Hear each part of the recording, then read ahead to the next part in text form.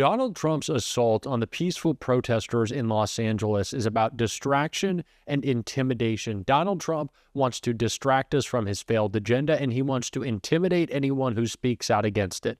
That, of course, includes Democrats in Congress, protesters on the ground, and now the free press. We saw a reporter at ABC get suspended over a call-out, a well-deserved call-out of Stephen Miller, and now Donald Trump has gotten caught live on air handcuffing a journalist in Los Angeles. Yes, Donald Trump is going after and intimidating the press. We're going to get into it all, but before we do, if I could quickly ask you to leave a like on this video, and if you haven't already and you enjoy our channel, to hit that subscribe button. It goes a long way in supporting the coverage that we are doing right now. We're going to get into that disturbing video, a blatant attack on the press, but before we do, Rachel Maddow and Lawrence O'Donnell offered up some very important analysis of what is happening right now on the ground in LA that I want to take a look at before we do.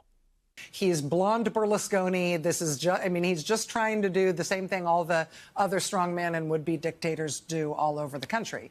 I think the really interesting question is what the country lets him get away with. And we're seeing a really interesting test of that right now all over the country, especially this week.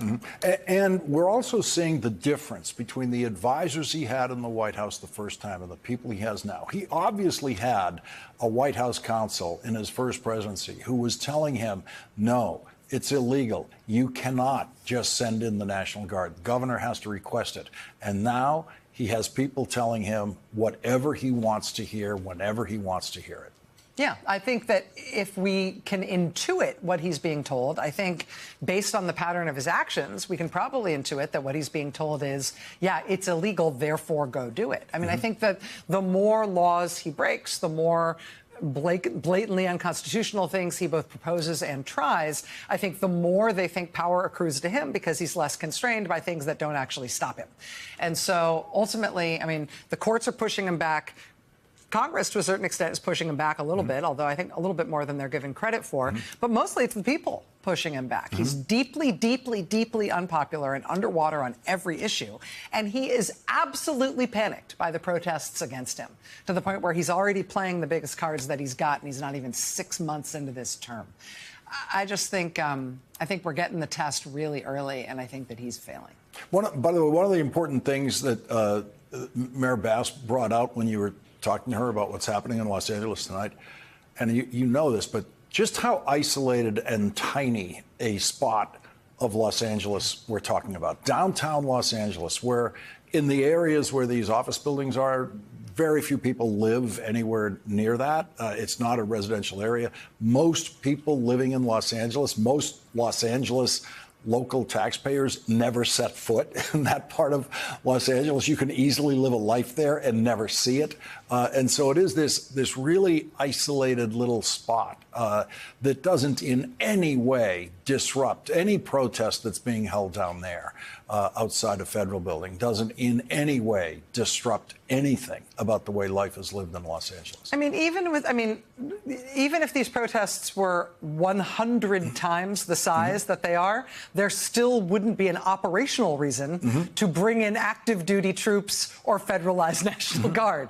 I mean, it's not that sort of thing. This is obviously not operationally necessitated, right, in terms of the security of the city. He's doing this because he's panicking and thinks that he looks weak and therefore he has to do something that seems strong. And so we will have tanks destroying the streets of Washington this Saturday, and we will have National Guardsmen and active duty U.S. Marines standing around Los Angeles wondering what this has to do with their military careers. And it's all because he has no freaking idea how to deal with this politically, and he's absolutely panicking about the, I think, trenchant and joyful and sustainable opposition against him. Yeah, it is clearly something he has been all too eager to do. Yeah, exactly. Right. I just thought that breakdown from Rachel and Lawrence was such important context of what we're seeing now. And at a time in which corporate media is so happy to bend the knee to Donald Trump, it is so great to hear two voices who I know will never back down in their fight, in their opposition. Of course, us in independent media are doing that as well. We saw interviews Gavin Newsom doing with Brian Tyler Cohen, Pod Save America, Midas Touch. We need to continue to speak out because Donald Trump is trying to intimidate us, as we can clearly see as this reporter is detained live on air. Flyers and posters saying CNN? It's time to escalate. Wait 1 second, John. Hold on. Yeah, I want to. Jason, Yep. what's going on? I hear you. Am I seeing Jason Carroll being? What happened, Jason? I am being detained. I am being detained, Laura. I'm not being arrested. Correct, officers? Did you hear what he told you? No. We're letting you go, but you can't come back. Okay. Because then if you come back, then you go. Okay. Okay, please? Okay. Thank you. Thank you, officer. Take care. You too. Nice to meet you. Thank you. Okay. Thank you. What happened, If Jason? you guys can still hear me, what happened was yes. I'm Chris with the New York Times. We got video of you guys. Oh, you did? If you need it later, Thank you. call New York Times. I appreciate that. I can hear you still, Jason. What's happening? So here's what happened, Laura. The officer, I was called over, and the officer told me to put my hands behind my back. I said, am I being arrested? He said, you were being detained. I was walked out of the area. They took down my information. Oh, I'm losing his IFB right now. I can't hear you, Jason. John Miller. I think this is a perfect encapsulation of what is happening on the ground in Los Angeles. Why on earth would you need to handcuff? Would you make a reporter put their hands behind their back as you drag them away if you simply need them to move a few feet off of a premises? This is all about intimidation. They're not going to try to stop you. It's like the woman who yesterday was shot in the leg, a reporter from Australia, shot in the leg for standing and doing her job, reporting, causing no problems. But what are they trying to do? Intimidate. And they're trying to show the world that they are willing to intimidate. They are willing to attack. Because why? They are weak. Just listen to Tom Homan, who's been trying to puff his chest out all week, be asked about his arrest threat against Gavin Newsom, which apparently he's not too keen on anymore. California specifically, the president told reporters earlier that if he were you, he would have the governor of California arrested. Can you just clarify where that stands and if that is something that you personally are advocating for? No, like I did an interview yesterday with NBC reporter here's the conversation was, as you and I talked about many times, you can protest if you want. You have that First Amendment right. But when you cross the line of putting your hands on an ICE officer, impeding our enforcement operations, knowingly harboring, concealing illegal alien, that's a crime. And I said last night, they can protest all they want. When they cross that line, we'll seek prosecution. And last count, we had just about 50 protesters been arrested, criminally being prosecuted for violating the law. And when I reported asked me, would that include politicians like Mayor Bass or Governor Newsom? I said, well, of course. It includes anybody that commits a crime. But Governor Newsom has not done anything to warrant an arrest in your view right now, correct? I don't see him. Not at this time, absolutely not. Tom Homan is the poster child for what is happening right now. It's all fluff. It's all show. There's no substance. It's all threats. They're not backing it up because they themselves are scared. They are trying to distract, and we cannot let them. We both have to call out this disgusting assault on our freedoms, and it is an assault on our freedoms. Republicans think they still get to claim that word. They still get to wave their flags around and their fake patriotism and act like it's theirs, but it's not. We also have to talk about the chaos. Donald Trump is introducing chaos into people's lives for no reason, all because his feelings are hurt because his boyfriend Elon Musk broke up with him and Republicans hate his budget. So he's making it our problem, which is why we need to continue to call out the root of the problem, which is Donald Trump's failed agenda. Hakeem Jeffries did both that and called out Donald Trump's attacks on the protesters in L.A. in a clip I want to take a look at right here.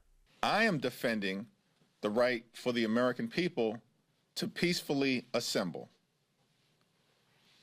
And we'll continue to encourage people to exercise that right peacefully. And if anyone crosses the line, they should be held accountable. by the relevant authorities. We will not be lectured by Donald Trump and anyone in the Republican Party about issues of law and order. Not a single one of them. Donald Trump promised to lower costs on day one. Costs haven't gone down, they're going up. Inflation is going up. Donald Trump lied to the American people. You know what he did do on day one? He pardoned hundreds of violent felons, criminals, who brutally assaulted police officers and attacked the Capitol on January 6th. That's what Donald Trump did on day one. The hostages weren't released on day one like he promised. He lied. The war didn't end in Ukraine on day one. Donald Trump lied. Costs didn't go down in America on day one of Donald Trump's presidency. He lied to you, the American people. You know what he did on day one? He pardoned hundreds of violent felons who brutally beat police officers. That's the insurrection. And so the notion that Donald Trump and his minions, his sycophants here in the House of Representatives or in the Senate, who are nothing more than a reckless rubber stamp for Donald Trump's extreme agenda, are going to lecture America about issues of law and order, get lost. We're not failing you at all. You have zero credibility on this issue. Donald Trump and the Republicans are crashing the economy in real time and then driving us toward a recession. His presidency has been a failure.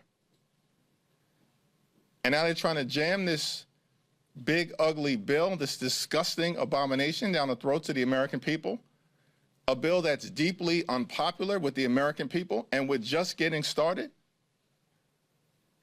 And then he's in a big fight with Elon Musk, the most personal of disputes possible. Is it any surprise to anyone that he's trying to distract the country with this erratic and extreme behavior? No. And we're not going to fall for it. Democrats, you can do two things at once. I promise you can do two things at once. There's a clip going viral. Senator Amy Klobuchar, when she was asked about the assault on protesters in Los Angeles, quickly pivoting, not wanting to talk about it, jumping into Donald Trump's budget. I understand the desire to focus on the impact to millions of people who will be losing their health care because of Donald Trump. But we can't act like multiple things don't matter at once. These are interconnected issues. Senator Chris Murphy talked about this today. Talk about both. People are hurting. They want to hear you. They want to see your raw emotion. If you're going to be a leader and lead. Fight for people. Call it out. I promise you we are going to be doing that on this show. Independent media now more than ever is so important. And if you want to support it, as always, you can hit that subscribe button, leave a like on this video, and if you stuck around at the end, drop a blue heart in the comments. And until next time, I'll see you soon.